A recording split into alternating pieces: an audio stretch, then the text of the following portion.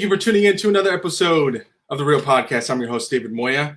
Today, we're going to flip things around a little bit. We're going to start with a market update. We have two special people, Melissa Howell and Jeff Whittington. Jeff is with Pacific Sotheby's International Realty. Melissa Howell is with San Diego Funding, and they're the experts. So, guys, take it away. What's going on right now, Jeff, in the marketplace? It's an intense market. It's pretty hot.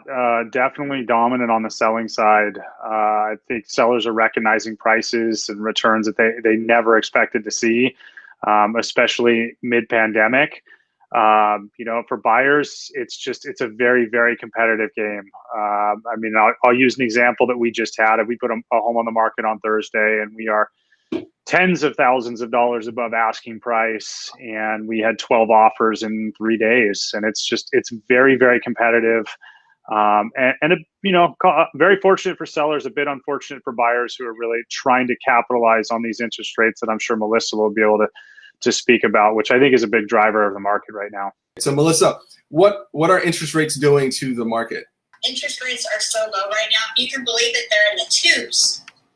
So if somebody has good credit, we're seeing 2.5% on the 30-year fix right now.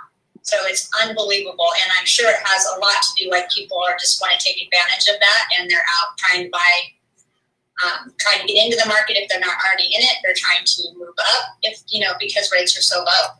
They can afford to move up. They can afford to buy investment properties. It's really helping a lot of people. Overall, the market is great. Forbearances are low. So a lot of people are now making their mortgage payments again. So in turn, a lot of the investors have come back into the market. So we're seeing more portfolio lenders come back into the market. So that gives buyers even more options to go out there and purchase. So overall, the market is great. Yeah, I had no idea they were down that low. Jeff, I know you said you had a very eventful weekend. How are you kind of maneuvering through this market right now, where it's very competitive with trying to get buyers into homes? It's a lot of coaching with these buyers, just getting them to understand how intense this game is, and really the game that they're going to have to play if they really want to secure a property. It's really a no messing around situation. You can't just test the waters, throw haphazard offers out there and just hope that you're going to get some sort of deal, because your offer truthfully will just be ignored in most scenarios. For the competitive homes, for us, it's just really trying to build some rapport with that listing agent, and understand what the seller is looking for, what they need, what they're seeing as far as offer content, and trying to remain competitive with that and coaching clients through that. Got it. Yeah, Melissa, what opportunities are you seeing? How are you stepping in for your agents, being a resource, being a partner for them right now during this process? Well, trying to help the buyers, we're typing up very strong pre-approval letters, letting the listing agents know credit scores up front, debt to income ratios up front, so they don't have any questions on the buyers. We're actually even calling the listing agents, introducing ourselves, talking to them about how San Diego Funding works. Trying to get them comfortable with us, comfortable with the buyer, and hoping that kind of puts our buyer at the top of the list. What's the main factor? What's the main push behind such low interest rates? Oh, there could be all kinds of different things. The Fed's just trying to stimulate the economy is probably number one. Trying to get everybody moving forward, and who knows what will happen after the election. But economists are saying that they predict low interest rates into 2021. So I think they'll be around for a while. And for the market, forecasting it over the next, let's say, month or so as we head into a different season, I know you said it's low interest rates are going to continue possibly to 2021. Anything else that consumers and real estate partners should keep their eye on or be aware of? As far as changes in the market? Yeah, changes in the market, maybe new products, maybe products that are leaving the market, take advantage of now before the change happens. Anything like that going on your end? I think right now the only thing that's a little bit different is because of everything that happened in the past couple of months, investors are a little bit tighter with their guidelines. And I do see that easing up a little bit in the next couple of months, so that should help buyers as well. They are a little bit tighter right now with their guidelines. We are experiencing right now what we'd expect to see in the spring. That's usually the height of our market. So we're in a late season right now. Usually as we transfer into the fall season, we start to slow down, especially when kids start going back to school. everyone's done their moving around, and they pump the brakes a little bit through the holiday season.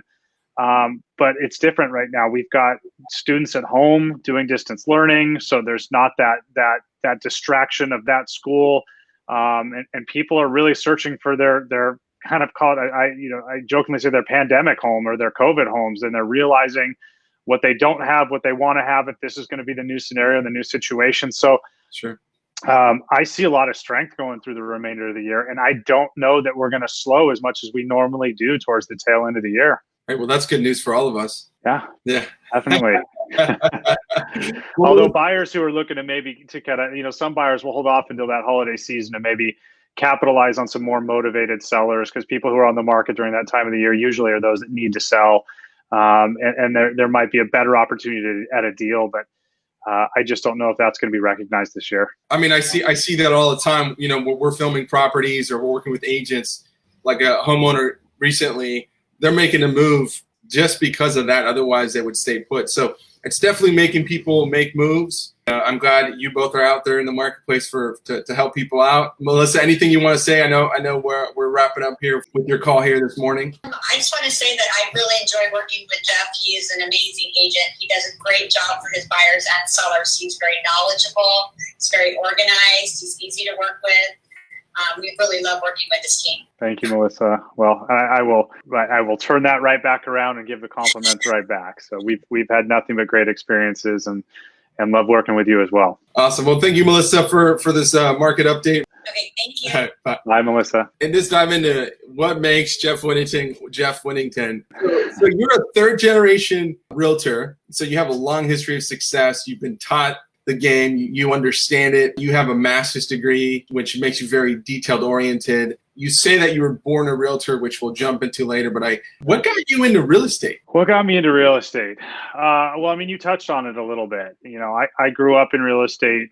As you mentioned, my grandfather and my father were both licensed real estate brokers. They did do less of the sales component and more of the investment and real estate development work and business. So they built a lot throughout San Diego, but I've been surrounded by it since I was a kid. I grew up in it. I was taught it very young. And so that made it was always just part of me. And so it made it real easy to go into and make that a career path. It wasn't the career path that I started in. I had worked for the city of San Diego as a firefighter paramedic for 7 years after coming out of college, and there was some need for some change, need for a transition, need to leave that profession, and this just became the natural thing to flow right into. And it's been a successful career at it. That's a cool story. Not too many people can say that they're, third generation realtor. Real estate is such a huge industry. There's different ways to get involved in the industry, and how you contribute to the industry varies from even agent to agent, but also profession to profession. So that must have been unique to watch. What was that like, kind of seeing that in your environment early on, and then through your stages of development? And then did you always feel like, this is something I might end up doing? Real estate was I knew that was probably going to be my primary investment strategy as far as building a retirement, building a portfolio, just because that's what I had watched and that's what I had witnessed. Yeah. And I knew that part of that would likely be me getting licensed and trying to, run and operate and do some of my own deals. Yeah. I didn't intend initially to go into it as a full-time career path. In fact, I think my grandfather had deterred my dad, or tried to deter my dad from following his footsteps on the development side. My dad ignored him, and my dad had always said to me, "Don't go on the sales side. It's too tough of a business. Don't go on the sales side." And initially I listened, and I just didn't think that it would be a path that I would really go after. But sure. In the same way that he ignored his father's advice, I ignored mine, and I went after it and have found, like I said, success at it. So, but it's.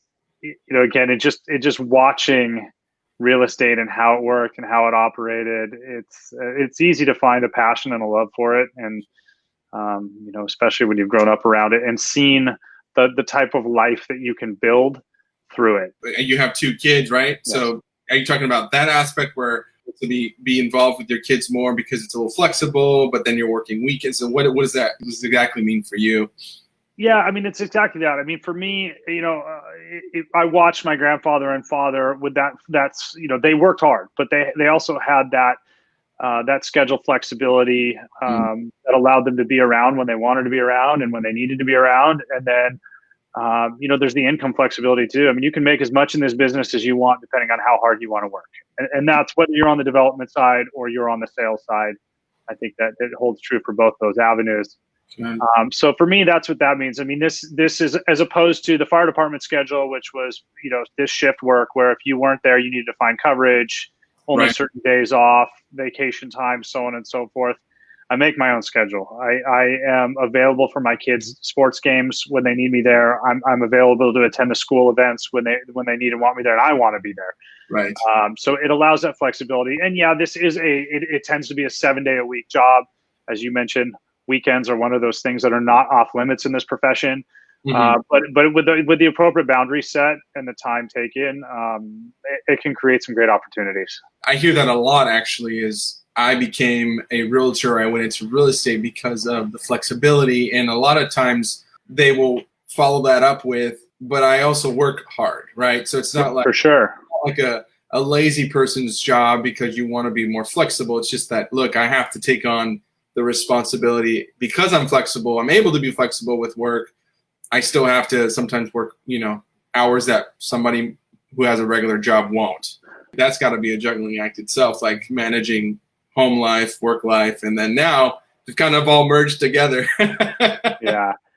And thankfully I have a very understanding family, and they get just that. They know that, that I may be able to, I can take my son to practice at 3 p.m. and go watch his hockey practice, but that may mean that I'm back on the computer at 6 p.m. that night when we get back and doing a couple more hours worth of work. Sure. Or, so they understand that there are certain hours that I'm just going to have to dedicate to work in order to keep working hard and making sure I keep paying for that hockey. Right. not a cheap sport. No, not at all. So I know you mentioned earlier offline when we were, during the pre-production aspect of this, and we mentioned, or rather you mentioned that, you have your kids at home. They're online school right now. You're managing that. I believe your wife's also in real estate, correct? She is part of the team, although I will state that she is actually doing a bit of a transition right now and getting her marriage and family therapy licensing. So she'll be leaving me soon, I'm sure, to go do that. Very cool. Wait, that's still very admirable. I think that's awesome. A lot of good people, a lot of people she's going to be able to help with that. 100%. So how are you dealing with the whole COVID? Your kids are at home, work, and then how are you seeing your clients and people in your community handle this current situation? We're fortunate. I've got a 12-year-old and an 8-year-old, and so they're pretty responsible. They're very responsible, and we can rely on them to make sure that they're where they're supposed to be, logged in when they're supposed to be logged in, doing the schoolwork that they're supposed to be doing. We don't have to be over their shoulder all day long. So that obviously gives us a little more flexibility than someone who might have a little one running around that requires a lot more attention. Sure. And again, going back to real estate and our schedule, I mean, we're very fortunate. We've got that aspect, but we're also able to be flexible. I can work from home. I can leave and be where I need to be if there's appointments or showings or meetings that need to be done. I can balance that with my wife, who, is part of the self-employed realm as well. So, for us, it's been maybe not as difficult. And I want to look at the silver lining on it and really look at the positive aspect. And it's kind of fun. Last week we did a little staycation, I should call it, and we were staying down by the beach all week, and the kids were able to log in and do school there as opposed to having to be at school. So it gives us the opportunity to actually do some things and be in some other places that we might not otherwise have the opportunity to do. For my clients, it's it varies. It's challenging for a lot of them, and I know that the clients that are probably I've heard a lot of struggle from are those that are actually teachers themselves, who are expected to be there online teaching while also having their young kids there being taught and having to monitor them and trying to figure out how to balance all of that. And right. It's a challenging time right now. So I think everyone's got a little bit different approach, and It has to be difficult for that, that teacher who went into the business or went into education rather to, be in person and impact those lives. And not that she can or he can't now, but it's got to feel different for them. And now they have to, like you said, their kids at home as well.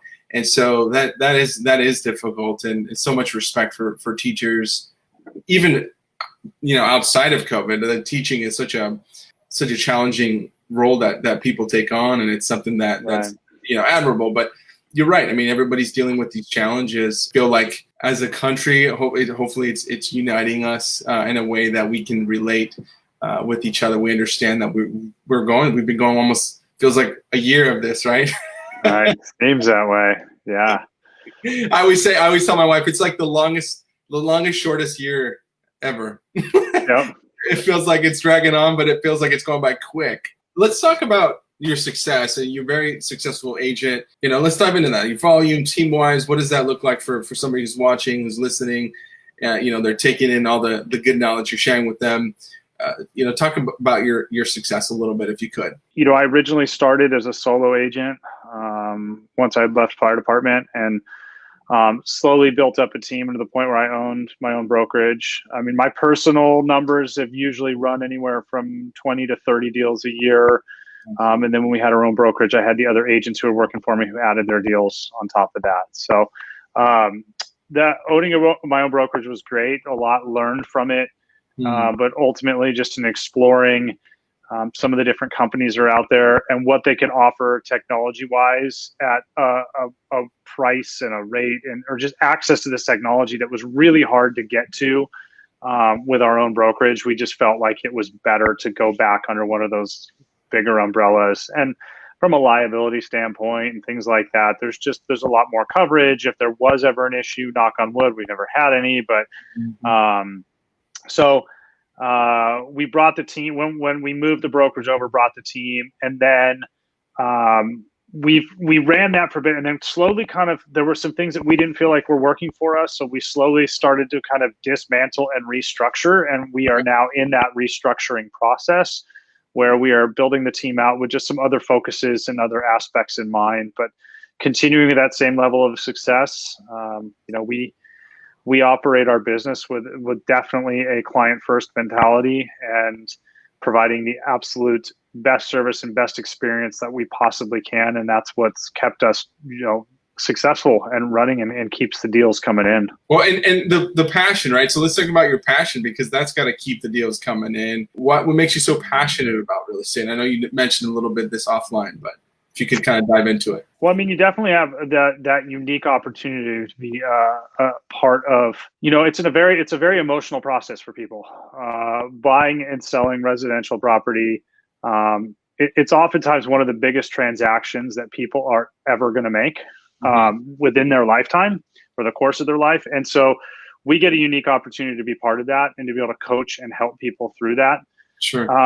And I always go back to with the fire department, what had attracted me to that and why I became a firefighter paramedic was that ability to be there during some of the most critical points in people's lives. Yeah. I mean, oftentimes when people are calling 911, it is, it's absolutely it's probably one of the worst moments they've ever experienced. And I got to be there to be, I always said it's tragic that someone is going through this, but I felt fortunate to be able to be the one there to try and help. And I think that I brought that over into real estate in that, these are very emotional decisions. These are very big transactions for people. There's a lot of coaching, hand holding, and just that opportunity to be a part of that and to assist and help in that. I think that's what keeps me going on it and makes it, unique from a lot of other professions. You can see the impact of your work. Yeah, you have to have, developed skills as a firefighter that translate over to life, and then obviously your work, because learning how to remain composed during very emotional times is not easy, and very few people can do it. Sure. So, whoever's your client is pretty lucky to have that, because it is an emotional time when you're buying or selling, and you can get pulled in, sucked in as an agent. You can get pulled into that emotion and not help them navigate out of that. Right. So I think you're in a very good position, which is cool to think of how you were able to translate that over into real estate now. So you're passionate. I see it. You know, we interviewed you back in January for Sotheby's, and you know, that passion you bring is helping you to continue to succeed. Anything else that you feel like, you know, has been a big contributor to your success? You know, I think one of the biggest contributors is I touched on this a little bit earlier, is that we really are dedicated at trying to give the best client experience that we possibly can. We want raving fans. We want people who close that deal and can't say enough nice things about us, are thrilled to write a review, you know, and they're the ones that are going to turn around and refer their family and friends to us. And that has been a big support of our business. We've got, you know, we are heavy on that referral side just because we have the dedication to that client experience. And I think that as long as we remain focused on that, then I think that we'll continue to see the success that we've had. It's a big factor. You know, you're third generation realtor. I'm imagining, correct me if I'm wrong, but you had at least some mentoring. You know, he's definitely a mentor, and I would call him on some, you know, some of the bigger decisions we'd make. And sometimes that was more just business related, how to grow the business, because he's definitely a business and entrepreneurial mind, excuse me. But on the sales component, you know, because he never really did a whole lot of the sales side, you know, I did rely on some other mentors in the business to help me grow and build initially. And that's probably the most important thing that any agent could ever do when coming into this business. If you're new, you got to have a mentor. If you don't have a mentor, you're doing yourself and your client a disservice. You don't know what you don't know. A mentor can certainly point out what you don't know. And you owe it to your clients to give them, you owe it to them to not be fumbling through a transaction, just trying to figure out what you're doing as you know, day by day. You owe it to them to have an expert in there who can help guide and make sure that you're not costing them money, you're not jeopardizing the deal. And unfortunately, I see it all the time. I mean, I've been in the business long enough to not be one of the newbies, and you know, you can see it and you can feel it and you can hear it on the other side of the deal. You know pretty quick who you're talking to, and you know, it's sometimes you see representation on the other side that isn't really where it should be, and it's a little heartbreaking when you see that, because you know that their clients probably have no clue. Being around seasoned agents, whether that's on a team or finding a mentor, is what you would advise anybody coming into the industry. Absolutely. Is it just more of a fulfilling thing, and that's why you have a team, because you're able to help grow? Because I feel like a lot of agents, it's hard for a team to retain all its team members, right? Like, sure. Like once someone gets a new agent and says, hey, I want to learn from you, you're awesome, you're the best, and you bring them on and you coach them and you train them, there's nothing really holding them down if they're like, hey, you know what, I learned what I need to learn, thank you. What would you say is the benefit for somebody who, you know, who's maybe thinking about mentoring somebody, but they might feel like, oh, I don't know, what if they just get up and leave and I've invested so much time? You know, it's the risk. I know that one way that a lot of teams will operate to try and maintain some of those people, well, one is to provide just a ton of support, but there's also a lot of team leaders will provide a pretty significant lead generation source that would be harder to access for someone who leaves the team and goes on their own and really just has kind of their own, you know, database and group, and kind of loses that that lead source. But you know,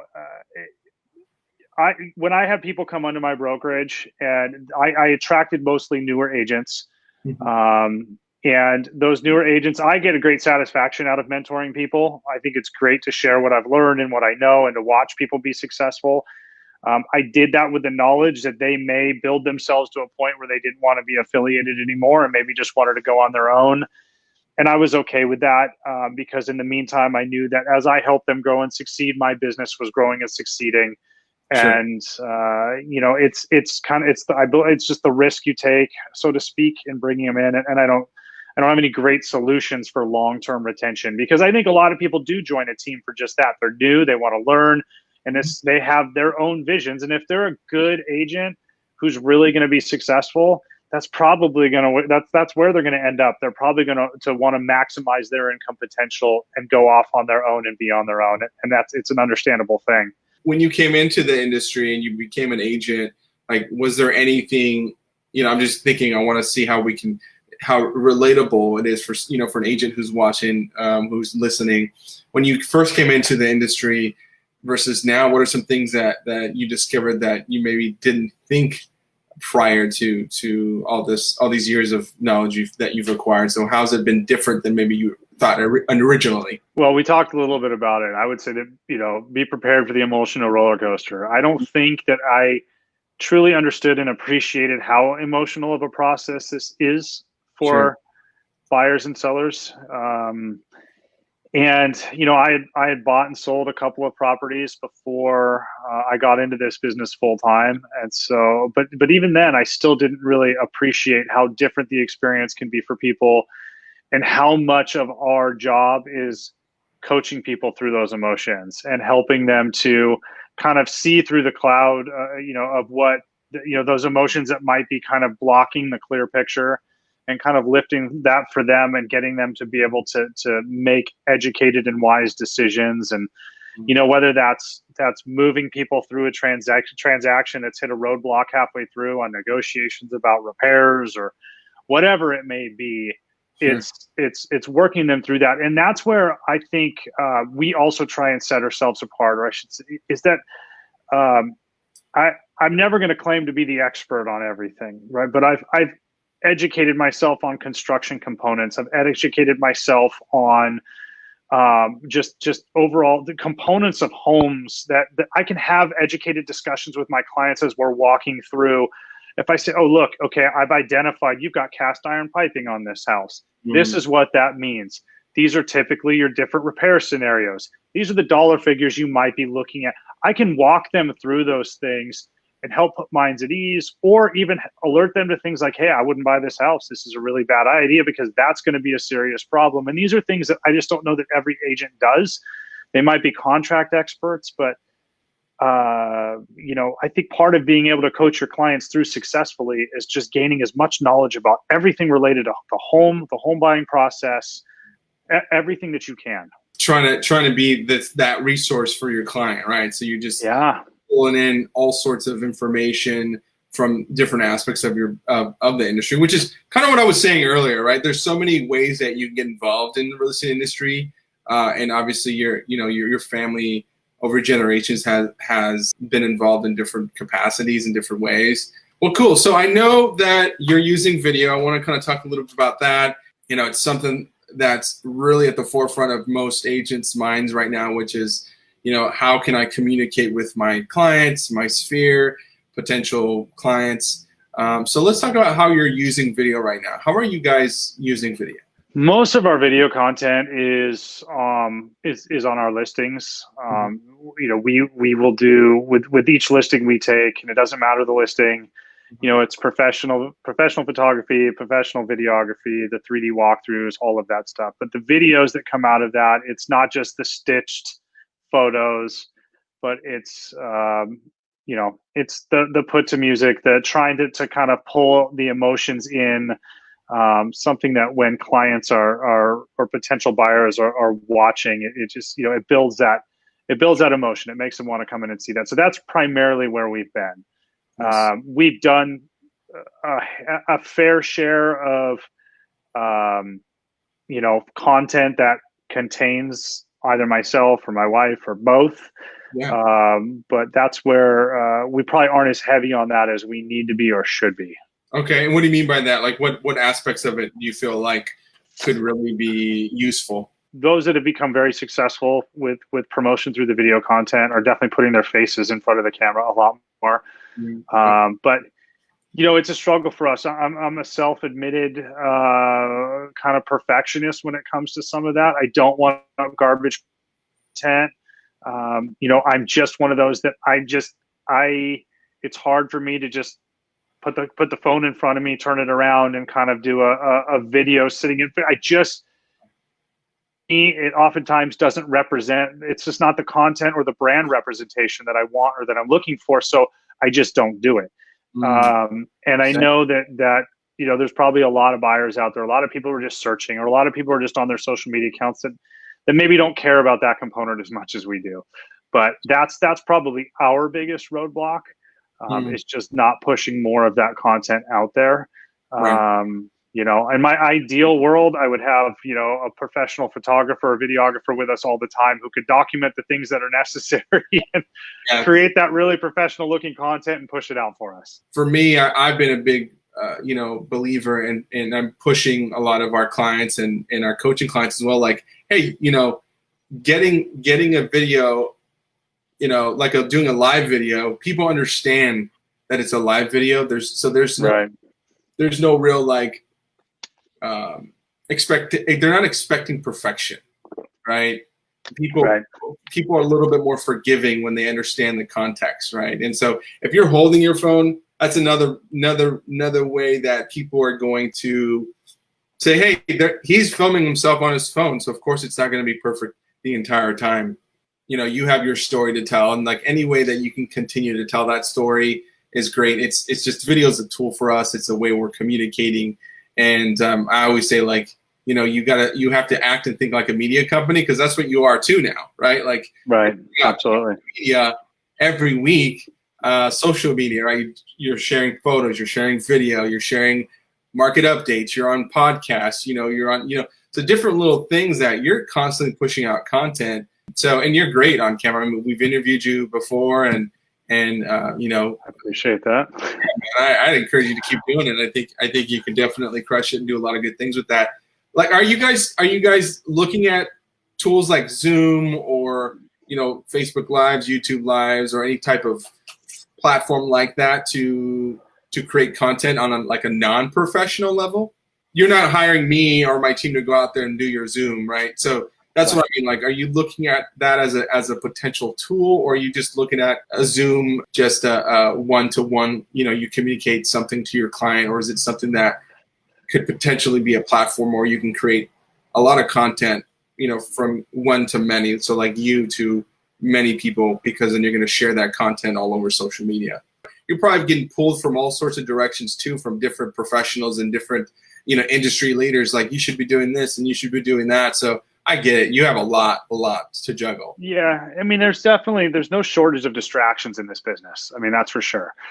And you are pulled in a lot of different directions from the social media, and it can be a little bit overwhelming when you get into it. It's what type of content should I be putting out today? Should it be photo? Should it be video? Should it be live video? Should it be, property stuff? When should I post? There's so much that's out there. And when you're trying to focus on being the best real estate agent that you can, and really, like I said, focused on that client relationship and that client experience, it's very easy to put that other stuff on the back burner, or maybe put it a little bit further down the list. And I think that's the trap that I fall into. And maybe I shouldn't call it a trap, because I think that client experience and the dedication of the client is extremely important. And that's what we've built the business on. But trying to find that time, we should a lot more time to some of those other aspects. As a business owner, you're moving forward as best as you can, right? With the knowledge that you have. And that's why you bring people on your team, or you have partners that may help, bridge that gap. Right. So anyway, we're here to help you, but let's talk about your mindset. I know we're almost out of time. But I want to talk about your mindset and like how personal development, maybe what you're reading, what you've read, what has created your resilience. What are some of the books you're reading or have read that really have allowed you to create that mindset, that resilient mindset? A few of them. One of them I would say would be one of my favorite books is The One Thing. Okay. That's Gary Keller from Keller Williams. Not plugging other real estate organization here, but I I don't know. I think it really breaks down and it's simple, and it's kind of really from an illustration of it, the domino effect, and it's just that one domino that can just help knock down the larger and larger and larger domino, and really getting it down to that one thing that you need to get done every day to help move you closer towards your goal. And it's not just the one thing that day. I'm going to do one thing and I'm going to go sit on the couch. But, if I have a goal to do 40 transactions a year, what's the one thing I need to get done today that will help me move closer to that? And looking at each of these different goals and hitting that one thing every day that moves us that much closer. And it is that domino. It builds on each other, on itself every single day. So that I think has always been helped because this is a business where you can get so overwhelmed. I mean, you could start your day in front of your phone and your email, and it can quickly run a bunch of different directions. Right. And you've got a list with 50 things on there, and you really need to break it down to, okay, what's the most important thing? Can these other things wait, or can I give some of those things to someone else to do? And so that's been a really great book for that. And then sales is obviously a business where you're going to get no's. You're going to get rejected. People are going to tell you they don't want to work with you, and you have to be able to look at that, accept it, move past it, and still wake up the next morning and be willing to put yourself out there, and willing to be vulnerable, and willing to be able to make those bold moves. Sure. That, again, you might just keep facing rejection. And I think that Daring Greatly, Brene Brown, I don't know if you've ever read any of her material, but she's a big one on vulnerability, which is really just, it's putting yourself out there and taking the risks and taking the chances and opening yourself up to what may be, and not just living in this fear of, I don't want to do this because I might get rejected by it, or they might say no. I mean, you can't operate that way in this business. And I think an interesting one that I'm actually currently reading, and this is a big Sotheby's push right now. They've brought in the Ninja Selling program. And so the Ninja Selling book is one that I'm partway through right now. And I think the book really resonates with me, because there's early on in my career, the training that I received was very pushy sales-ish, in my opinion.